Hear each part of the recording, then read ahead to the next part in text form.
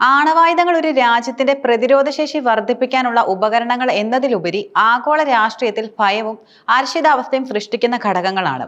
അടുത്തിടെ റഷ്യ തങ്ങളുടെ ഹാസ്യ ദൂര മിസൈലുകൾ വിന്യസിക്കുന്നതിന് ഏർപ്പെടുത്തിയിരിക്കുന്ന താൽക്കാലിക മൊറട്ടോറിയം പിൻവലിച്ചതോടെ ലോകം വീണ്ടും ശീതയുദ്ധ കാലത്തിന്റെ ആണവ ഭീഷണിയുടെ നിഴലിലേക്ക് നീങ്ങുകയാണോ എന്ന ആശങ്കയിലാണിപ്പോൾ. നാറ്റോ രാജ്യങ്ങളുടെ റഷ്യാവിരുദ്ധ നയങ്ങൾക്കും സൈനിക വിന്യാസങ്ങൾക്കുമെതിരെയുള്ള ശക്തമായൊരു മുന്നറിയിപ്പായിട്ടാണ് ഈ നീക്കത്തെ ലോകരാഷ്ട്രങ്ങൾ കാണുന്നത്.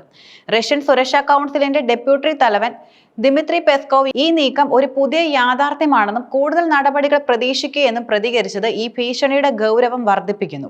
റഷ്യയുടെ ഈ നീക്കത്തിന് പിന്നിൽ അന്താരാഷ്ട്ര രാഷ്ട്രീയത്തിലെ ചില നിർണായക സംഭവ വികാസങ്ങളുമുണ്ട്. അമേരിക്കൻ പ്രസിഡന്റ് ഡൊണാൾഡ് ട്രംപിന്റെ കടുത്ത നയങ്ങളും അദ്ദേഹത്തിന്റെ ആദ്യ ഭരണകാലത്തെ ചില തീരുമാനങ്ങളുമാണ് ഈ സാഹചര്യത്തിലേക്ക് റഷ്യയെ നയിച്ചൊരു പ്രധാന ഘടകം. 2019 ശീതയുദ്ധ കാലത്ത് അമേരിക്കയും സോവിയറ്റ് യൂണിയനും തമ്മിൽ ഒപ്പുവെച്ച സുപ്രധാന ഉടമ്പടിയായിട്ടുള്ള INF ഉടമ്പടിയിൽ നിന്ന് അമേരിക്ക ഏകപക്ഷീയമായി പിന്മാറിയതാണ് ഇതിന് പ്രധാന കാരണം.